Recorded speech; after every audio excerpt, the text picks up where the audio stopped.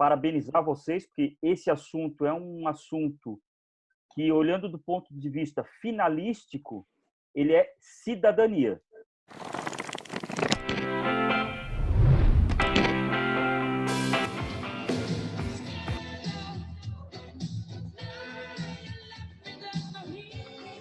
Scandal, 1989, do álbum The Miracle, Queen, professor Juju, Queen. Eu diria, professor Juju, Fred Mercury é o grande maestro. Esse talvez tenha sido um dos maiores da história do rock clássico, professor Juju. E aí, como é que tá o senhor? Tudo bem? Tudo bem. Fred Mercury é um cara que sabia domar uma plateia de 80, 70, 100 mil pessoas, né? Em Wembley, né? O Ele Wembley, era mágico. 1986, Live Aid, o senhor lembra daquilo?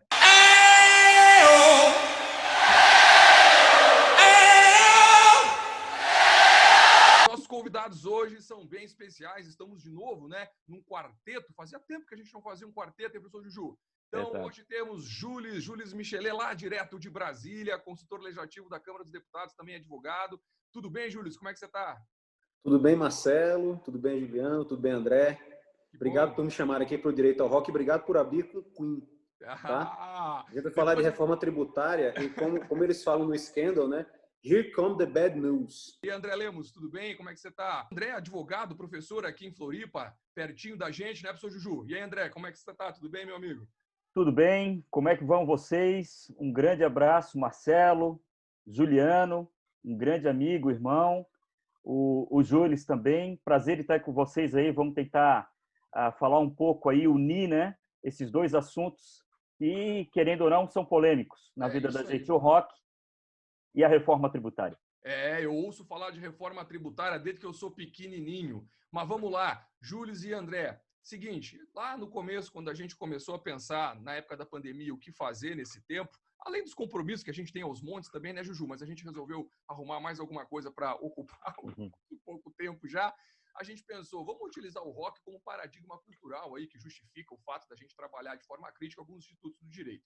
Então a gente sempre brinca com a ideia de que o direito eventualmente tenha morrido, mas certamente o rock continua aí. Mas o nosso tema hoje, até para você que nos acompanha e já está acostumado com as perguntas sobre o direito morreu, por que o rock não morreu? Hoje o programa é um pouquinho diferente, porque a gente tem uma temática específica e a temática é reforma tributária. Então, vamos começar aproveitando o conhecimento que o Júlio tem, porque está lá pertinho de onde as coisas estão acontecendo. Eu queria que o Júlio pudesse, então, explicar para a gente o que é essa reforma tributária, qual é o ambiente que ela encontra hoje no Congresso Nacional, as discussões, ou as principais discussões, ou pelo menos as discussões centrais, Júlio.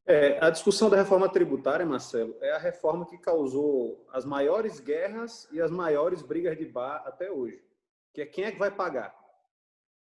Não é? Toda a discussão gira em torno disso. A gente tem uma Constituição com uma série de garantias, com uma série de direitos, e a pergunta toda é como é que a gente vai pagar isso? O nosso sistema tributário, embora a Constituição seja de 88, o desenho dele vem lá de 1965, com a emenda constitucional 18, regime militar, a economia era outra, a política era outra, e esse sistema foi envelhecendo, não foi envelhecendo muito bem. Tá? A gente tem uma Constituição que divide as competências dos estados, da União, dos municípios. E qual é o problema? Esse sistema tributário ele ficou muito complicado. Se você pegar uma nota fiscal, hoje, de qualquer coisa que você compra, de um refrigerante, um violão, você tem pelo menos 5 tributos incidindo direto nessa nota fiscal. Tá? Alguns deles vão ser estaduais, alguns, se for um serviço é municipal, se for um produto é estadual. Tá? Então, o sistema por si só ele é muito complexo. E outro problema é que a economia está mudando. Netflix é serviço ou é produto, ou é mercadoria? Você vê aqueles wearables, né? o smartwatch, sem querer fazer propaganda, né? Mas ele é um produto ou ele é um serviço? Você hoje tem programa de computador que você não baixa mais, você assina, o pacote Office você assina. Aquilo era uma mercadoria digital que já tinha dúvida se era tributável, se não era, tá? E agora a gente não sabe se ele é um produto, se ele é um serviço, se é o Estado, se é a União. No mundo todo isso é complicado. No Brasil é mais complicado porque eu tenho esses tributos que a gente chama sobre o consumo repartidos entre União, Estados e municípios. Outro problema, todos os entes públicos estão quebrados. União, Estados e municípios. Então, é um sistema que é complexo, é ineficiente e ainda não está dando a receita tributária que se precisa. Então, a gente tem todos esses problemas. Para resolver, a gente tem, basicamente, eu vou sumarizar em 3 propostas. Uma da Câmara, que é a PEC 45. PEC é proposta de emenda à Constituição, né? Ou seja, quem quer modificar a Constituição. A outra é a PEC 110, que é a do Senado. Tá? E a outra é um projeto de lei, tá? Que é do governo federal, que é uma micro-reforma tributária que, segundo o governo, vão vir outras. Basicamente, a PEC 45, vou ser bem grosseiro, mas a gente pode explorar um pouquinho, inclusive com o André. A PEC 45, ela quer pegar todos esses tributos sobre o consumo e construir um tributo só, que vai ser dividido da União para os estados e para os municípios, que vai se chamar Imposto sobre Bens e Serviços. Ele incide basicamente sobre tudo e a gente vai ter outro tributo que incide sobre bens que a gente quer estimular o consumo, que é o imposto seletivo.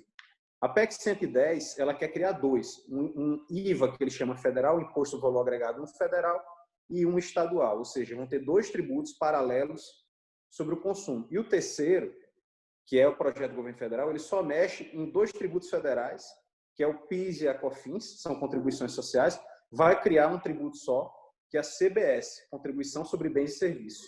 Todo o resto, que é o ICMS estadual e o ISS municipal, continuam como estão no projeto do governo. Esse projeto do governo, teoricamente, ele vai ter uma continuação. Vai vir um projeto que vai trazer o que o governo chama de imposto digital, o que os críticos chamam de nova CPMF, né, que é aquele imposto do cheque que a gente pagava.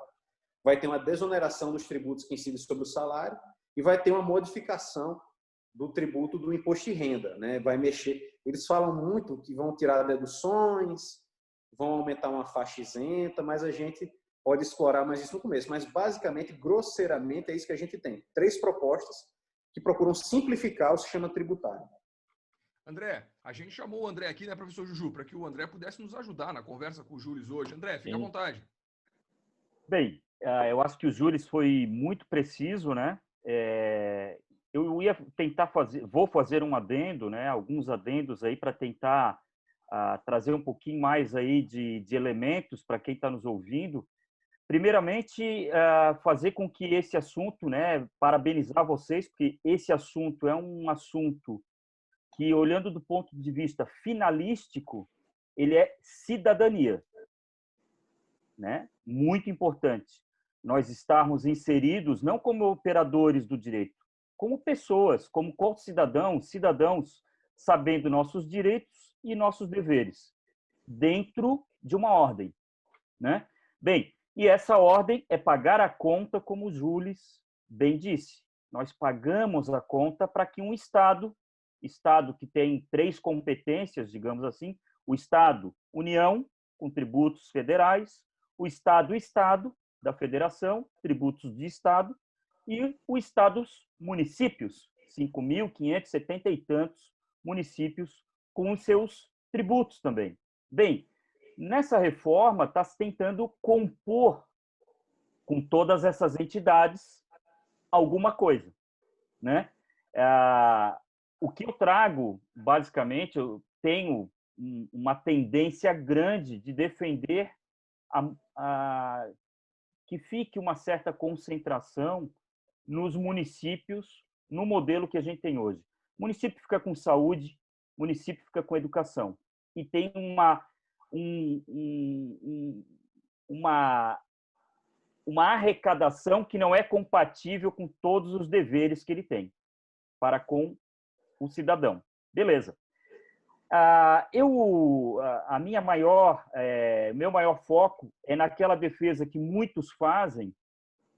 E será que é o momento nosso de trazer reforma de tributos via emenda constitucional, ou seja, trazer um status lá dentro da nossa Constituição, o legislador constituinte derivado, trazendo reformas, e se, de repente, elas não vêm bem ao longo do tempo, como que a gente vai reformar depois? E a gente sabe bem que emenda constitucional não é passe de mágicas. Ela pode estar bem azeitada hoje em dia politicamente, mas e depois, se não dá muito certo? Eu também defendo que a gente tem que reformar, né, a emenda constitucional 18 de 65, né, Vejam, 1965 que nós tivemos alguma mudança grande na nossa estrutura. Mas será que nós estamos num momento interessante para a gente mudar pelo viés constitucional? A minha resposta é que eu digo que é muito perigoso. Eu sou mais simpático das reformas do ponto de vista infraconstitucional. Agora, André e Júlio, vou fazer uma provocação para os dois, né? No direito tributário, na reforma tributária, podemos acreditar, né, que Pierre Legendre está errado nesse sentido? De fato, é uma boa-fé? Juliano, quando você falava, eu estava lembrando aqui, não é rock, é hip hop, é aquele musical Hamilton, né, que é muito pop lá nos Estados Unidos. Tem um trecho que o rei da Inglaterra ele fala assim: vou mandar um batalhão para mostrar o meu amor. Uhum. Ninguém gosta de pagar tributo. Sim. Ninguém gosta de pagar tributo. E eu queria pegar carona no que o André falou. Hoje não só a gente paga tributo, como a gente paga para pagar tributo. Por quê? Por causa das obrigações acessórias que o André mencionou. Tem uma certa discussão, a cisânia, sobre esse número, mas a gente pode dizer que uma empresa brasileira gasta mais de 1.000 horas por ano, aí se é 1.200, 1.600, 2.000, mas gasta mais de 1.000 horas por ano só para apurar e pagar tributo. E a lógica é o seguinte: você me diz quanto você deve, eu que sou o governo, eu sei quanto você deve, mas você vai me dizer. E se eu não concordar com você, eu vou lhe multar. E vocês são criminalistas, eu vou lhe multar, e em algumas situações eu vou abrir um processo de sonegação fiscal criminal contra você. Então, esse é o amor que muitas vezes a gente vê. Eu acho que tem uma boa intenção num projeto de reforma tributária de simplificar o sistema. Agora, simplificar o sistema nem sempre é pagar menos. E, na minha opinião, as reformas tributárias que estão postas não são para você pagar necessariamente menos. É para pagar de maneira mais fácil. André, o empresariado, não precisa nem ser grande empresariado, mas o micro, o médio e, claro, o grande empresário sempre vem com um discurso muito forte, dizendo que a carga tributária para aquele serviço, para aquela sua atividade fim da empresa é muito, muito grande, enfim, é leonino, e que isso dificulta o desenvolvimento geral das empresas, das indústrias no Brasil. Vamos lá, isso tem fundamento? Eu acho que em alguns segmentos, eu acho que é mais discurso de dizer que está sendo assim chibateado pelo Estado do que propriamente assim a gente perceber qual é o tipo de segmento da economia que nós estamos e a tributação realmente que nós estamos. Uhum. Tentando só dar um pouquinho, te respondendo e também provocando o Júlio, né? Quando ele fala da essencialidade, eu gosto muito do exemplo para a gente pensar também. Ele tocou nesse ponto que eu acho muito legal. O que é essencial para nós? É tomar vinho? É comer caviar? Ou a gente consumir feijão, arroz e ovos, né? A energia elétrica, ele está mais para caviar ou ele está mais para feijão, arroz e ovos? Hoje, a energia elétrica ela é tributada como caviar, mas eu acho que ela é um feijão com arroz com ovo. Isso aí tem que ser muito bem pensado, né? Então, nós temos uma tributação de energia elétrica que no ICMS pode chegar a 32%, 33%. E será que ela, tirando isso, a gente consegue realmente sobreviver facilmente em sociedade sem a energia elétrica?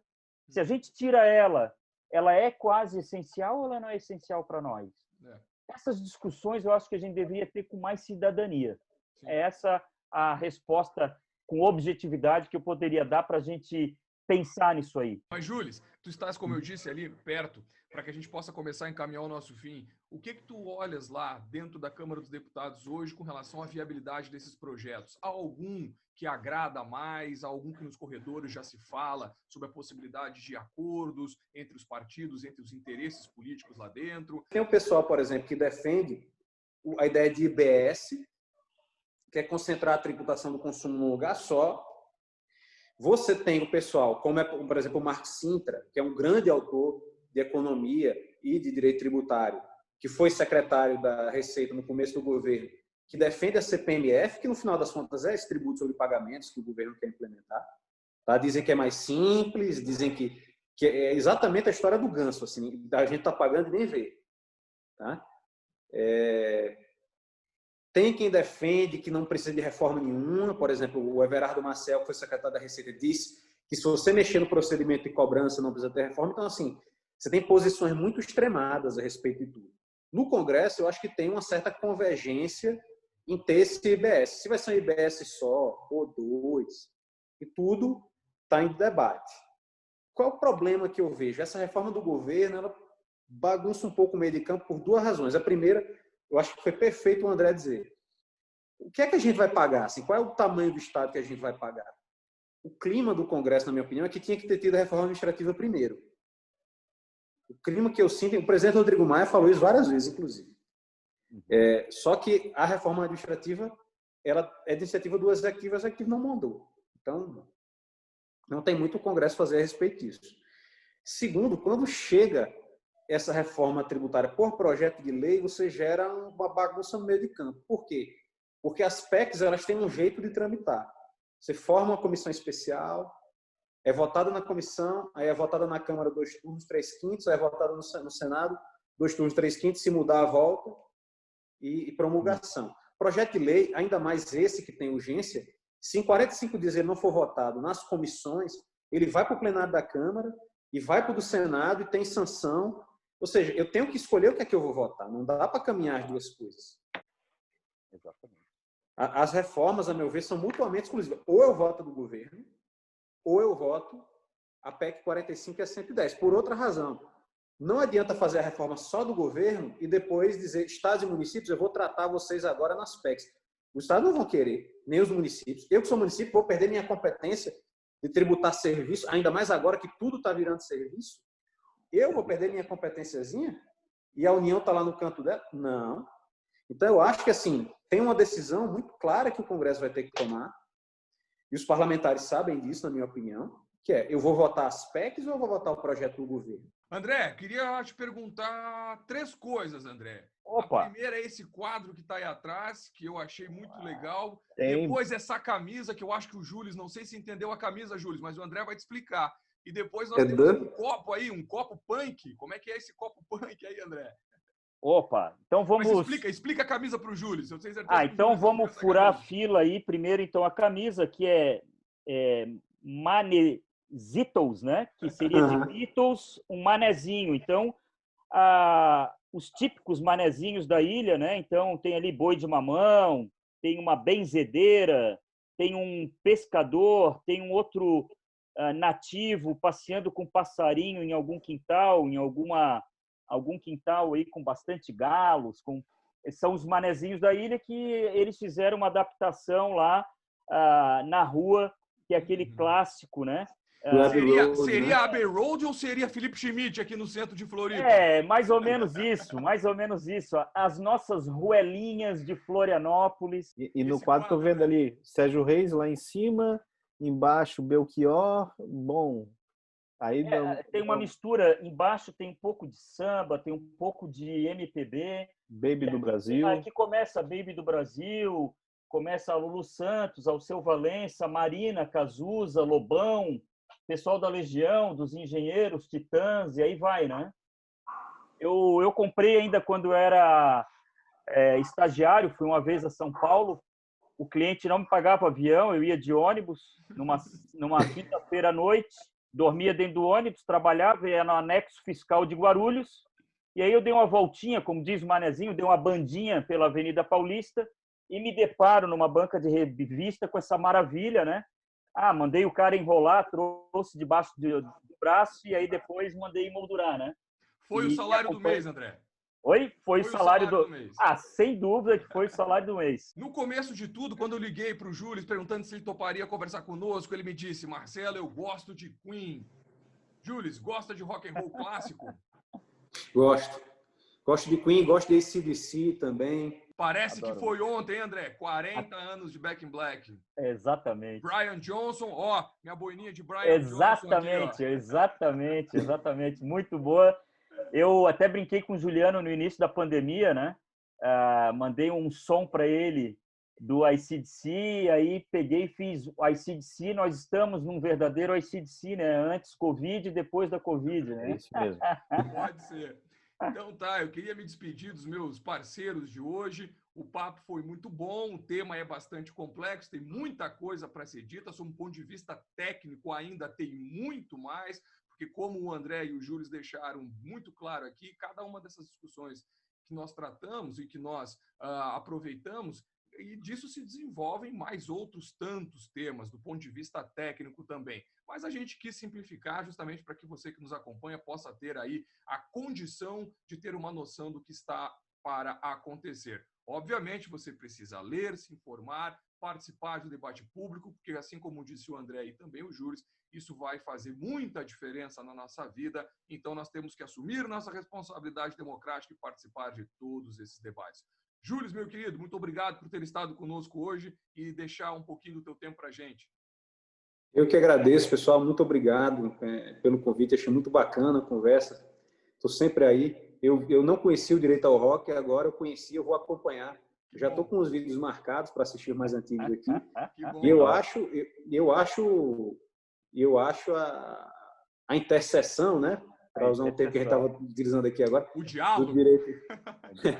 Do direito de rock é essencial. É essencial. E já fica o convite, né, André e Juliano, para que um dia o Júlio venha a Floripa e nós possamos tomar uma cerveja juntos em qualquer das vielas de Floripa, assim como a camisa do André. Valeu, André. Obrigado por ter estado conosco hoje. Pô, eu é que agradeço vocês. Um super abraço para o meu amigo, meu irmão Juliano, queridíssimo demais, poeta também, enfim. Poeta, eu não vou. Poeta. Eu troco algumas poesias de vez em quando com ele, aí nas internas, tal. A ti, Marcelo, muito obrigado. Júlio, que eu não conhecia, né? O Marcelo também não pessoalmente, mas já sabia quem era e o que faz. O Júlio foi uma grata surpresa, muito boa conversa. Espero que vocês fiquem todos bem aí, com saúde mental e física. E finalizar, já respondendo também, para mim, a reforma tributária é heavy, é metal. Mas antes da gente encerrar, eu quero que o senhor Ju dê algumas dicas para a gente aí. Parece que tem algumas dicas que estão no bolso aí, professor. Tá, vou botar na mesa, então, a primeira dica de filme para homenagear aí os entrevistados. Os Intocáveis, um clássico do Brian De Palma, de 1985. Gostava muito. A história conta, então, Al Capone foi pego com a boca na botija por causa do contador, que era da turma dos Intocáveis, e que ele conseguiu, então, ir atrás do Al Capone. Enfim, história belíssima. Sean Connery, Kevin Costner e, claro, Robert De Niro interpretando, então, Al Capone, uma atuação belíssima. Robert De Niro is Al Capone. There is violence in Chicago, of course, but not by me and not by anybody I employ, and I'll tell you why, because it's not good business. E a segunda dica, também em homenagem aos entrevistados, né? A música do álbum Chinese Democracy do Guns N' Roses, a faixa IRS, que é a sigla nos Estados Unidos do imposto de renda. A letra, então, fala muita coisa sobre imposto de renda. Então, você fica aí numa groselha de música que não leva a lugar nenhum, vai atrás do rock e você faz o diálogo, então, entre imposto de renda e rock and roll. Essas são as minhas dicas de hoje.